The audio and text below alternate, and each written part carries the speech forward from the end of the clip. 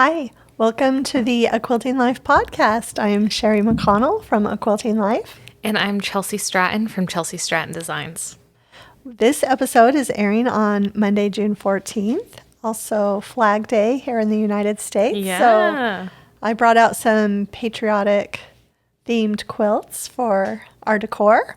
I love it. And we will be sharing the winner from our giveaway from the last episode. Yes, right? later in this episode, Later in this episode. I'll have a pre-recorded video that I'll put in here. So okay, so yes, right now, as of us recording it, because we had to do it early, we don't know the winners yet, but right. That will be in this episode. Right. So Yes. you'll have to keep watching to find out those two winners. Actually, Yes, we're doing two two winners. winners. Right. So we talked a lot in our last episode about kind of some fun statistics about the podcast and some favorite memories from the past and some ideas going forward. And we did mention that we might be doing a little bit more of a kind of a small format change where we take a topic and spend a little bit of time on it. But for this episode, we still had some great listener questions that We want to get to. get to. So we're going to go forward with listener questions for this episode. I guess I'll start quickly. The quilt on the wall, if it looks familiar, it's because this is my heartstrings pattern, but you might have only seen it in our new Sincerely Yours fabric. I actually made it first in this fabric collection, which is an older Minnick and Simpson collection that you can't, you might be able to find it on eBay or Etsy, but it's from several years ago. But any of their fabric collections would also look beautiful if you want to use this pattern and make a more patriotic themed quilt. On the table, the quilt is actually, it was a free quilt along with Fat Quarter Shop. And I'm not sure if the pattern is still available or not. I will look that up, and if it is, I'll put a link to it. But it was several different blocks that you made over and over, and I had challenged myself to use my scraps and used Minnick and Simpson scraps for this one. I was going to say, this is totally Minnick and Simpson. Yes, but it's from a big variety of their collections. Yeah. So, and I'll look and see if that pattern is still available. I'm not sure. And then just on top of it, this is from my Sunday Best Quilts book with Corey Yoder. We each challenged, one of our bucket list challenges in that quilting book was a red and white quilt. And I wanted to do a smaller red and white quilt so that I could put it on a table and use it during the summer and also at Christmas time. And it's scrappy with a whole variety of different collections. And the quilting on this one is by my friend Val, who I mentioned quite a bit as far as quilting. So I knew I recognized this one. I was just looking at your Sunday Best Quilts book, and I'm like, why is this one so familiar? Yeah. So that's why. So I thought we'll, with it today being Flag Day and everything, the day that this is airing, we would get in the spirit of things. Okay. We're less than a month away from 4th of July. Less than a month away from the 4th. So it's also perfect. Cannot believe it. It's so crazy. Yes. Already this year has, I'm really excited because school ended. Right. So my year of homeschool, I have survived. Yes. We're excited for the summer and just right. be a little more swimming and yes. just hopefully relaxing a little bit. Right. And we've actually had such a wonderful spring here. It wonderful. hasn't been hot. So Yeah. I'm kind of okay with a little bit of heat. I hope we get some rain along with it, but yeah. I mean, sometimes we're really, really seeing that hot weather in May, and May has been amazing. Yes. It's been perfect. So Best. June already is still really, really nice. So yes. Okay. So I'll just start if that's okay. Yeah. This first question came in through my email from Ireland, and that was so fun I don't know, it's just always fun to hear where people are. I loved her question and her comments. So I'm just going to read her comment, and it's from Sierra, and she says, "Greetings from Ireland. Firstly, I just want to say a huge thank you to you both for your podcast as well as all of the wonderful content you put out into the world through YouTube, Instagram, your blogs, and so on. Yours is the only podcast that I'm always straight on to listen as soon as it becomes available every fortnight. The pandemic gave me a chance to return to quilting after work and life taking over for a few years. The podcast has been incredibly helpful in answering so many questions, particularly at a time when classes have not been possible. I have listened to each one at least twice, so thank you both for that. Oh my goodness. So, yes, twice? I thank you. So, and then her question, actually, I put it first because she has two questions. So she has a quilting question, and she also has a fun end of episode question that we'll come back to. Yeah, we'll save that one for the end. Okay, so her quilting question, she says, my question relates to choice of thread color. I usually use a neutral color for piecing, like a light gray or beige, but do you have any tips on choosing thread colors for piecing and for quilting? Do you tend to match your thread colors to fabric color, and do you ever use contrasting colors of thread, for example, for quilting? So we actually did talk a little bit about this before, but I remember after talking about it that there was more that I felt like I should have said, could have said. Yeah. So I was happy to get another chance to answer it again. To bring it up more again. fully. Yes, more fully. So I generally, like Sierra said, I hope I'm pronouncing her name right as well. I do also use a neutral color for piecing. For me, it's mostly a light creamy color. Yeah. Aurifil 2026.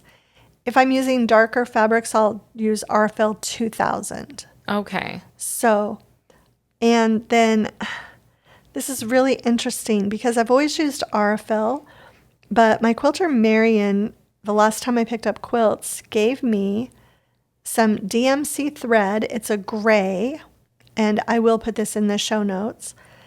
And it's also 50 weight, but it feels thinner than my Aurifil. Really? Yeah, and she gave me a needle to try as well. I'll put that information in the show notes. Yes. And she said, see what you think about this. Somebody had given her this combination. I believe it might be, maybe it's the person that works on her long arm machine. And she said, the thread is 50 weight, but it's really thin. And she felt like it doesn't take as much room when you're pressing, and that your piecing is more accurate, she feels like, when she uses this combination. So I just started using it, and the jury's still out for me. I kind of think it might make a difference. I'm like so interested to hear your thoughts on this. Yeah, I'm almost done with one spool. I used it for a lot of paper, half square triangles that I use the triangle paper for. Yeah. So I probably shouldn't have started with that because I'm not sure I could tell as much with that. Yeah, you know without what I mean? using it in just and fabric. And I used a lot of the thread up that way. So I'm going to get another spool of thread and try it the other way. Keep using it and see what I think. Yeah. Okay, we're definitely going to have to come back to this because I was going to say, I traditionally have always used Aurifil. Right. And stuck with a very neutral tone for everything. Besides when I'm, binding, you're just matching the fabric to whatever you're binding with. But as far as quilting, I'm always using a neutral. Something that just disappears within the fabrics. Yes. So I'm super curious about this. Yeah. So the jury's still out. I do love the needles though. I think Which needle is it? It's still an 8012, and it's still the same company that I've been using, but there's something different about it. I'll have to look at the package. It's like a Microtech. Mom, I need to know. Something. Yes. So I will get that information for you. Yes, text me. Yeah. Oh my goodness. Yeah. And then she has some other questions. Do you tend to match your thread colors to fabric color? Yes. Yeah. If I'm binding, I will match it to the binding fabric. It's a navy or an aqua or right, because it's going to show that is the only place it's really going to show is on that binding fabric, just a little bit, your little hand stitches.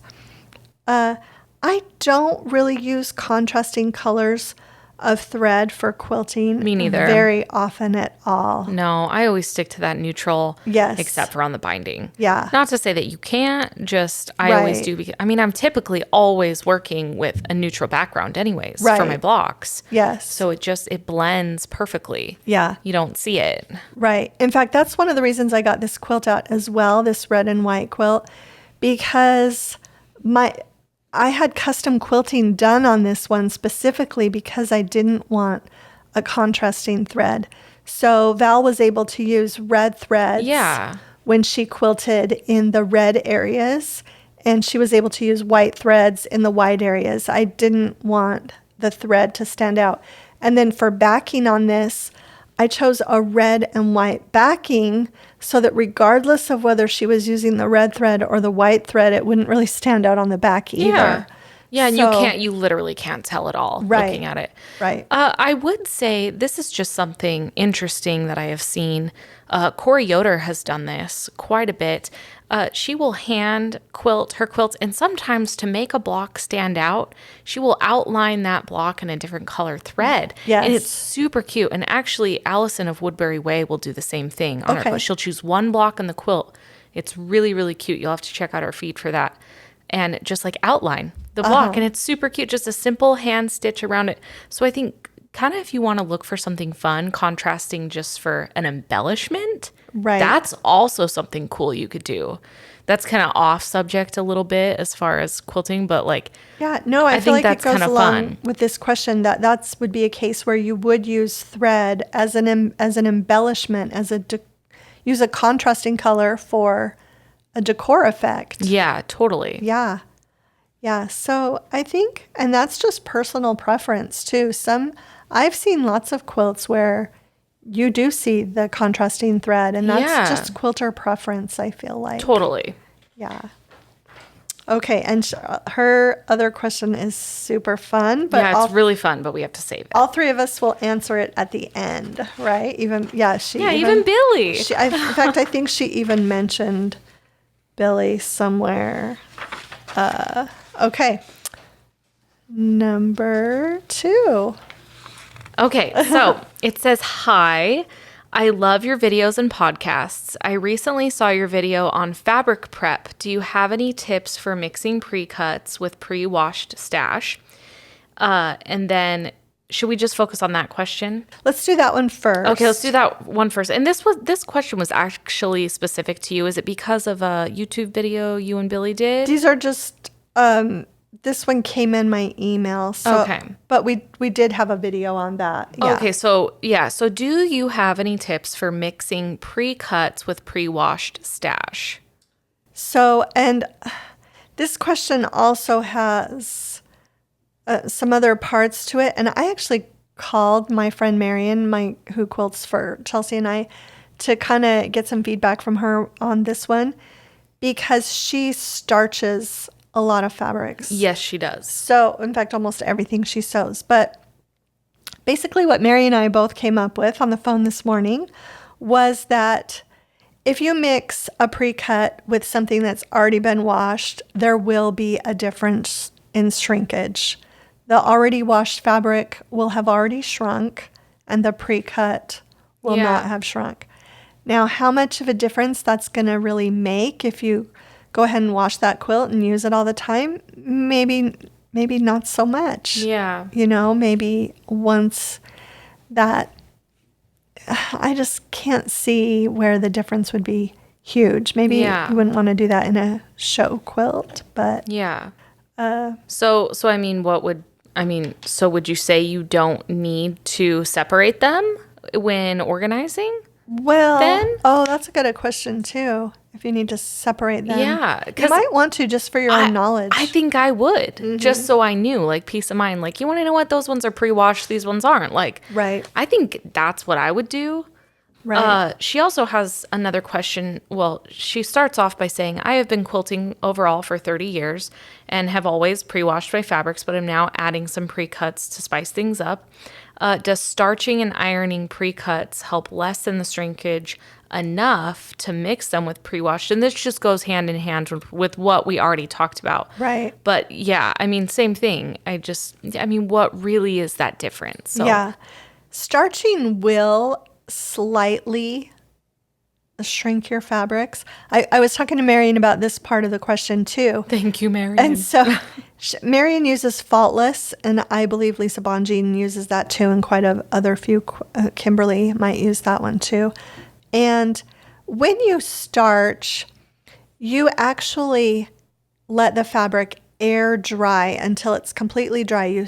The people who really love starching, they just soak that fabric with the starch, and then they usually get drying racks, and they will even starch their jelly rolls. I asked Marion, do you starch your pre-cuts? And she said yes. Oh my goodness. Yeah, so charm packs, jelly rolls, layer cakes, anything she's going to use, honey buns, she's going to starch it and completely let it air dry. Okay. So, and then she doesn't iron it until she's working, That's so after interesting. it's completely dry, she will iron it. Then she irons it. Then she irons it. Has to be completely dry. Interesting. Right. So, but as far as mixing with pre-washed, I just don't know because I don't do that. I don't. Yeah, you don't do it often enough too. Right. I mean, to really give a concrete answer. But I mean, I think it's great that you called Marion and got advice from someone who does. Yeah. That's obviously really important. To me, I just feel like I would keep them separated. Yeah. So that's just me. Yeah. Thank you, Marion, for... Yes. I think we need to get Marion on the podcast. Okay, so here's the deal. Oh, boy, I opened it up there. I want Marion on the podcast so badly. I invited her, and she's thinking about it. Marion? Wow, you guys are putting it out there publicly. I know you're listening. I told her we could edit out anything she didn't want in after. Well, because I was just going to say, next time I drop a quilt off or pick one up from her, I would her. Pitch it to her, but I guess you guys already... Yeah. That was a bigger pitch than I could do. But we all need to come together as a group to get her to be... She's listening to this probably like, you guys are crazy. So I'm working on her, Marion. Here you go. So we could also do a phone interview, I guess. But she lives so close. She could. But you guys need to meet her in person. Yes. She is fantastic. Yeah. Hello, everybody. I figured now would be a good time to interrupt the show to announce the winners of our 1-year anniversary giveaway, especially since a lot of you commented that you would like to see Marion as one of the guests on the podcast. So we'll see what we can do. But what I'm going to do is actually thank you to a listener who commented that sort of tipped me off to find a YouTube random comment picker or random comment generator. So what I'm going to do is I'm going to throw my computer screen now up on the screen. If you're watching on YouTube, if you're just listening on a podcast app, just sort of bear with me here, but you never know, you might hear your name. So that's what I'm going to do right now. So right here, I'm just going to take the URL link from our 1-year anniversary episode 29. And again, I like to keep everything fair and square for everybody. And I will paste that link here. And what that's going to do for me is bring all the comments from that video into this random comment picker.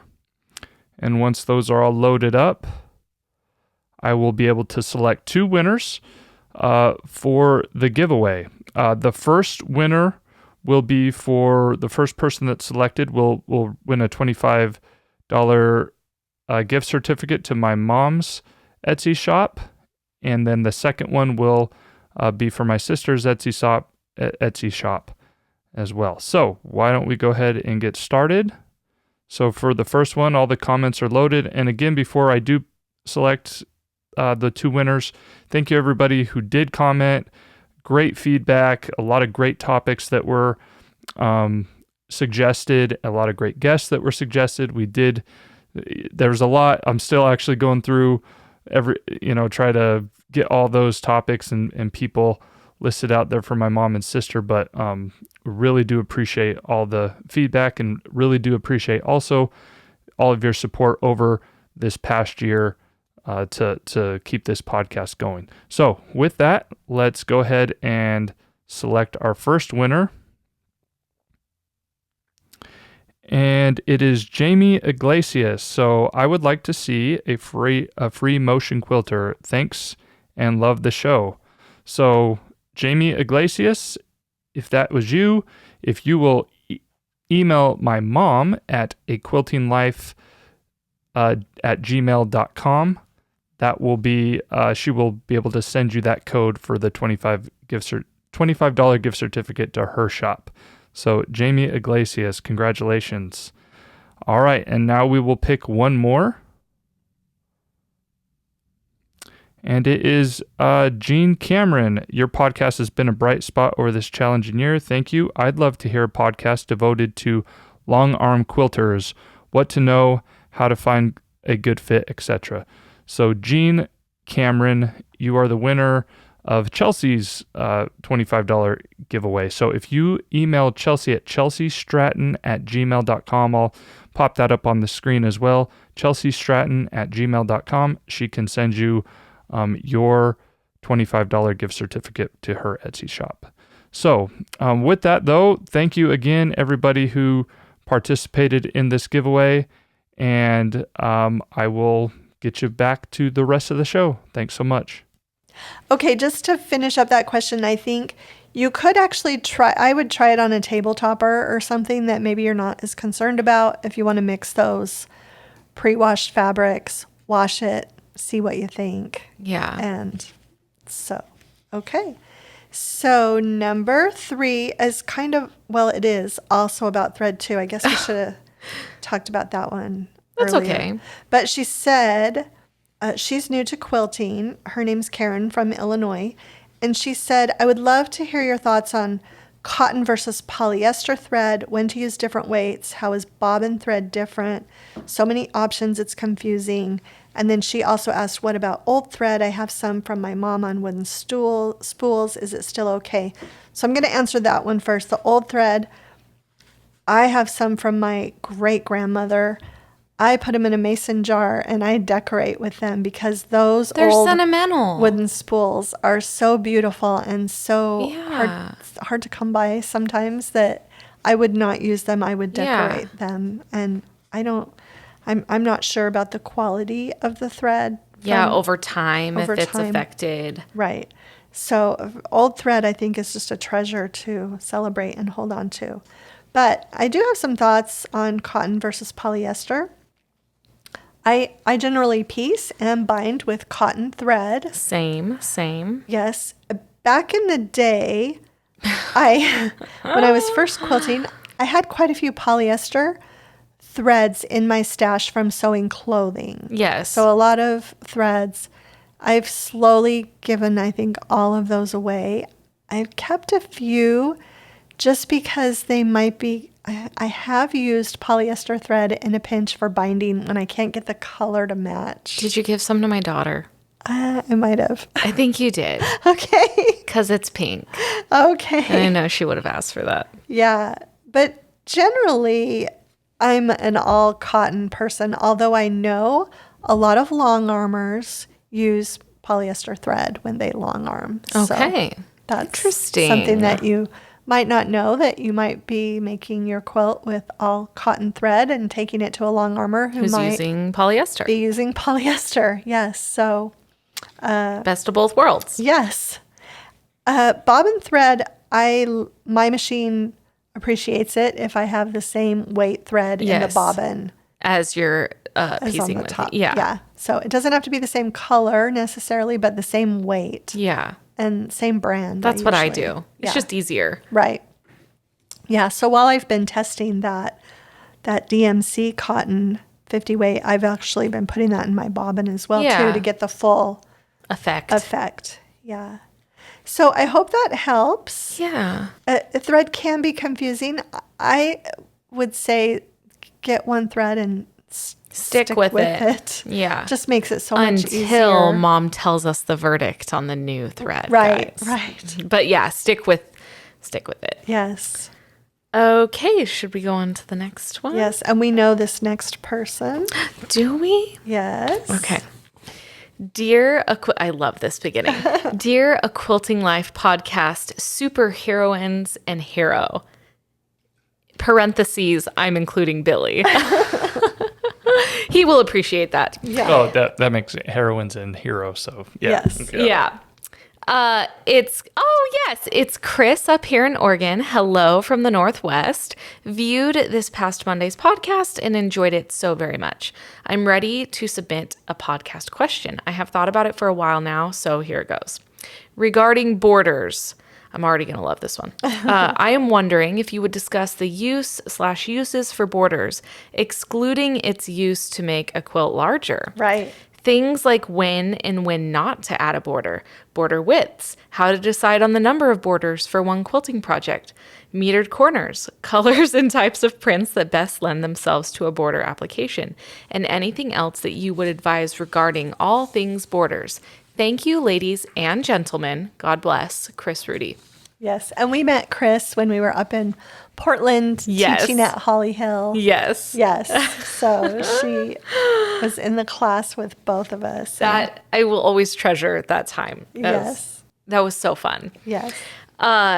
I absolutely love this question. And I was kind of thrown for a loop because, we're excluding just the use to make the quilt larger, which is actually normally what we talk about. Right. And so just moving into when and when not to add a border.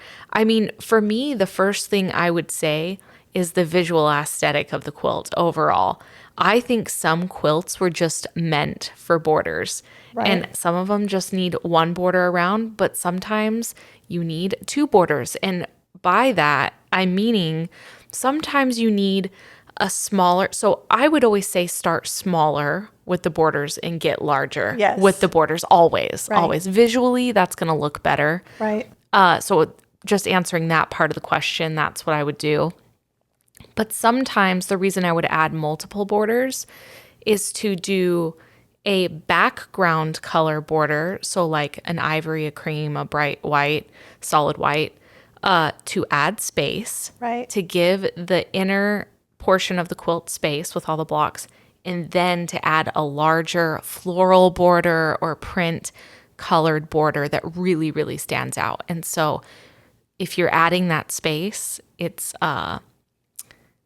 looks really, really pretty. Yeah. So I've done that on a couple of quilts. Right. And I feel like Chelsi uses borders less frequently than I do. Totally. So not a border lover, actually, but a lot of modern quilts do not have print borders. But then also, if you go back, a lot of traditional quilts do not have borders either because they were using their scraps to make quilts and they couldn't afford to buy 2 yards of one print to put a border on a quilt. So really, absolutely every antique quilt I have, it does not have a border unless it's a solid background color border. Yeah. So it's not just a modern thing. It's also a very traditional thing not to have a border.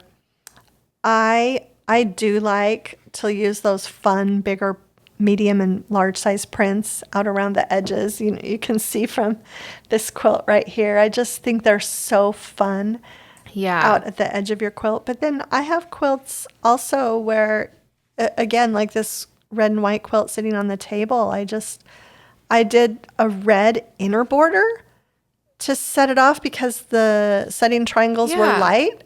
And then I didn't want to take away from it, so I did a white outer border. See, this is an interesting example of where you would use the solid, a red color, and then do the background colored border on the outside. And I always feel though, you do a very good job at selecting a print border for a quilt, but that also comes hand in hand when I'm designing a fabric line. I love designing those large florals because using those for a border is so much fun to show off the complexity of the design. And, if I'm working with a scale that's like a 12-inch by 12-inch scale, it shows everything off, which is super cool. So, yeah, no, I love, And they're great for backings too, but they are fun for borders. Totally. So, and going back to Chris's question too, I think sometimes you don't need a border. You really want the entire focus of that quilt to be the blocks. Yeah. And there's no need for a border. So I really just think it's personal preference, and I feel like quilters should do both and find out what they really love. Yeah. And it doesn't always, and like she said, it doesn't have to be about the size of your quilt. It can just be about what goes with your fabrics and your block design. Yeah. And so much to think about. And you might even change throughout your quilting journey. You might use borders a lot through some times and other times not. Yeah, definitely. So I actually worked on a project recently that did not have a border, and I was kind of like, it needs a border. Well, no, I was kind of like, this went together so much faster without a border. I was so excited. Yeah. Yes. Yeah. Lots of time saved. Or sashing. Yes. I just made like 4 quilts without sashing, and I'm like, this is the best thing ever. But they really didn't need sashing. They didn't need the space. So yes. yeah, it was really nice. Yeah. Thank you, Chris. Thanks, Chris. We miss you. Okay. I will read this next one. It says, I enjoy your podcast and all of the information on your blog. This is from Brenda. I have some questions for you on half square triangles and flying geese. The more information I see, the more confused I become. What method is best to use? Traditional half square triangles, drawing a line and sewing on each side, diagonal seam tape, triangle paper, making the units oversized and cutting down to size using a ruler, cutting it while it's still folded in half, or the block lock ruler. I like being accurate, so making them oversized and trimming to size seems best. That brings my next question. If cutting oversized for half square triangles and flying geese, how do you calculate that when patterns have measurements cut to size? And she goes on, she actually has, well, actually, let's stop right there. So, yes to everything. Yeah. I use, at one time or another, every single method. Every method. Right. I'm sorry if that sounds confusing. Yes. I mean, each method, I could find a way to use each method. Right. As far as accuracy, I mean... Right. I feel like, okay, so this is the thing. If I'm only making a couple of half square triangles, I will draw the line, sew on each side. Yeah. Do the diagonal seam tape. Or use the diagonal seam tape. Yeah.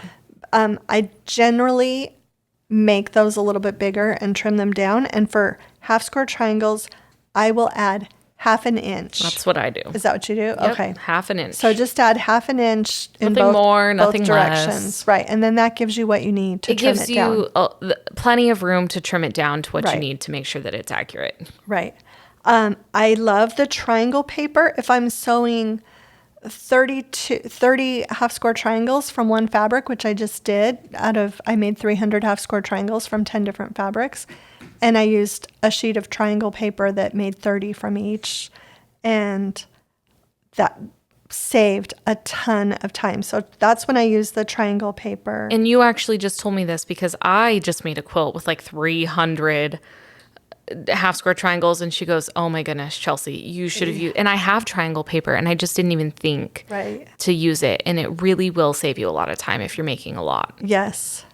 Yeah. And then when I do trim them down, when I'm just making a few, and I do actually trim them while they're still folded in half before I press them, because that way I can make 2 cuts and I've trimmed all 4 sides. Yeah. So I don't really use the block lock ruler for half square triangles ever, but I use them all the time for flying geese. Yeah, same here. I use them for flying geese, but not. Right. Yeah. And flying geese, on the flying geese ruler, each ruler comes with a page. It's the same page in every ruler, and it has the finished size and all the measurements that you need. But if you look at it, you're basically just adding a 1/4 inch to each side. Yeah. So if you're making a 2.5 inch by 4.5 inch unfinished flying geese, your rectangle is going to be 2 3/4 by 4 3/4, and your squares are going to be 2 3/4 by 2 3/4 for the block lock flying geese ruler. And Math whiz so guy. that's the, you're adding a 1/4 inch to the unfinished size of the block. But yeah, they do give you that sheet. And for a while I had it in a page protector and I had it in my sewing room. And then after a while I quit, needing it. But I feel like that makes it easy because most people don't write their patterns geared for that because you don't know if somebody has that or not. Yeah, you don't know. Yeah, right. You generally aren't going to be specific about the type of method. I mean, right. Yeah.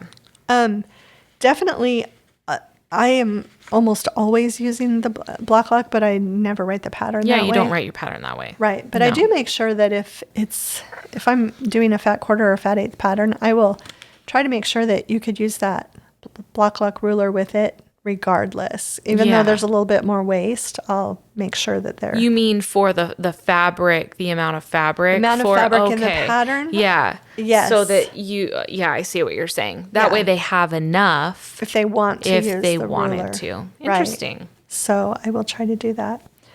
Okay, so she has a couple more questions. The first one, is there a size of half square triangle and flying geese that is most popular?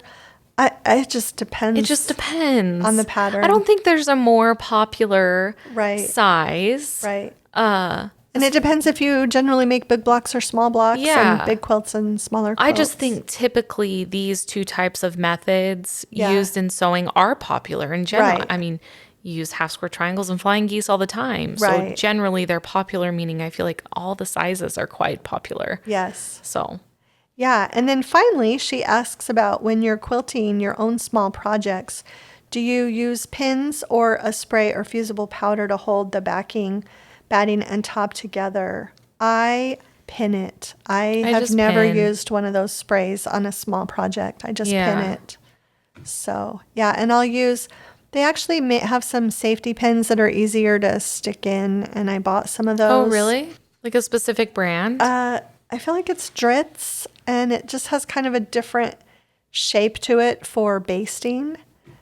And I've used those. I don't know if they make a ton of difference, but I just use safety pins and pin. I will iron the backing, and then I will iron the batting to it, and then I'll iron my quilt top so it's all pressed, and then I use those pins. Yeah. And then take them out as I go.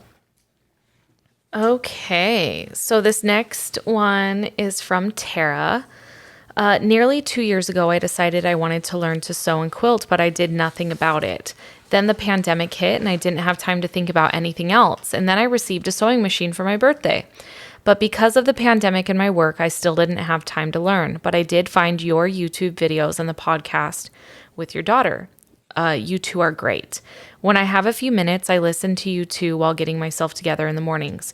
Do you have any ideas on how I can start learning to sew and quilt? Should I pick a project and dive in? I need easy stuff. I actually need to learn how to use the sewing machine. I would love to make magic pillowcases and then a few quilts to match or complement them, or placemats, napkins, table runners. But I have no idea if these are good beginner projects or not. All suggestions are welcome. Don't you love this question? I love this question, and I'm really grateful for how vulnerable the question is. We have all been there. I mean, I remember I was there, and I almost felt like this pride. I didn't want to have to call you. And so I was just like looking up your blog and looking up different things.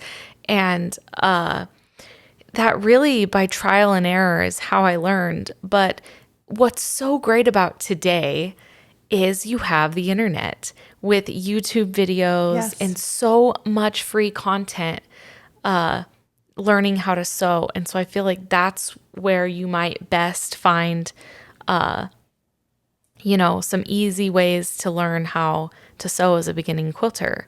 But yeah. Yeah. And I feel like you're on the right track completely. Totally. Because yes, placemats are super simple. They are a great project for a beginner. Napkins, table runners, napkins, just hem some napkins to get used to sewing. 9 patches are probably the most simple. That was my first block, was a pillow that was just really a 9-patch block with 9 5-inch squares. Yeah. Sewn together. That's a great way to start working on your 1/4-inch seam allowance is probably the most important thing to get right in the beginning. Yeah. Don't you think? Totally. Yeah. And I do have a video on that we filmed way a long time ago. Yeah, so you can find that on yes, the YouTube. Yeah, simple, small projects. I feel like you want to go for the win. You don't want to get frustrated by having a king-size quilt for your first project. Yeah, that's what I was going to say. I recently just made a lot of quilts, but then I had a few smaller projects to make. And I called Mom and I was like, wow, that was so satisfying. I could make small projects all day now. And you really do. You don't want to take on a project that's so big just for the sake of it. I would go for something that you really feel like, wow, I just made something. And that felt really good. And then you can, move towards working on a bigger project. Right. Placemats, table runners, pillows, small wall hangings. Yeah. I think those are all great beginning projects. Great for beginners. Yeah. And as things are opening up and as you feel comfortable, quilt shops. Take a small class. Yes. I feel like every quilt shop I've ever been to rotates a beginner quilt series of classes. And that's where they'll spend the time teaching you how to use your machine and just all of, the little basics to it. And and it's always a good experience, if you can get in a class and meet other people and other people who are quilting. So yes. And we sort of started a beginner series on your YouTube channel. Yeah, we have some beginner just did series, a couple 2 or 3 videos, and some of them cool. Yeah, some of them in that series we'd already filmed, like the 1/4-inch seam. Mm-hmm. So, but there's more that we can add. We just sort of got busy doing some other things we had to do, so maybe that's something we could do over the summer is add a few more videos to that series. Yeah. Things we could think of. Yes. Or think of. I don't know anything about quilting. No, but I also thought about putting a page on my blog where I listed the beginner series videos from that series and the previous ones that would go along with that so that I could just send people, here's a list of videos that a beginner could watch. I'm still awaiting the YouTube Billy Learns to Quilt. Oh, yes. Someday in the future. Maybe someday. Yeah. No. Everyone's looking forward to a Billy. Yeah. And I was going to say that pillowcases are great too. There's that American Patchwork and Quilting All People Quilt simple pillowcase pattern that it's available for free. Yeah. And you can do that. And I've noticed a lot of designers are starting to have video tutorials to go along with their patterns. So you buy the pattern, but then the designer has a video tutorial. So, and that's kind of what we're going to do this fall with the Stitch Pink quilt. We're going to have a video every Friday for the month of October. Yeah. So yeah, I think those are all great. Should we? Yeah. Okay. Should we move to our fun end of the episode question? Yeah. Okay. So and this one is from Sierra from Ireland.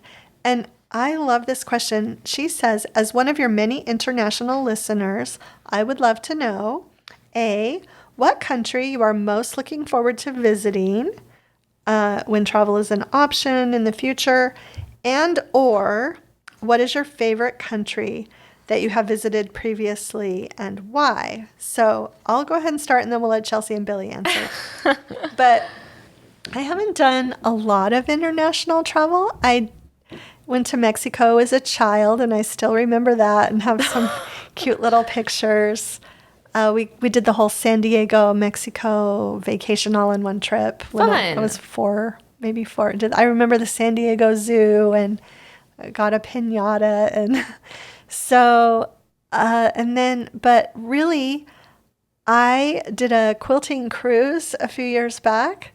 So that's when I got my passport, was for that cruise, because we did the Caribbean and we went to Jamaica and Haiti and Grand Cayman, and we also went to Cozumel, and it was so much fun. Yeah. Had perfect weather every step of the way, and I appreciated that I was teaching on the cruise, but we didn't have to teach on the port days, so we were able to go get off the ship. And I realized that, yes, that's a limited experience with those places, but I did do some tours and I just absolutely loved learning about the culture. As far as where I would like to go in the future, I think, probably the UK. I would love to go to England. I kind of just, I think maybe because my grandmother, that was the one place she always wanted to go. And she finally was able to go when she was in her, I can't remember if she was in her 80s or 70s when she went, but she went with a cousin. And she went to England, and she anticipated that trip for so long. And so I would love to do that trip. I would love to go to Germany. I had a pen pal from Germany for many, many years and took German in high school and college.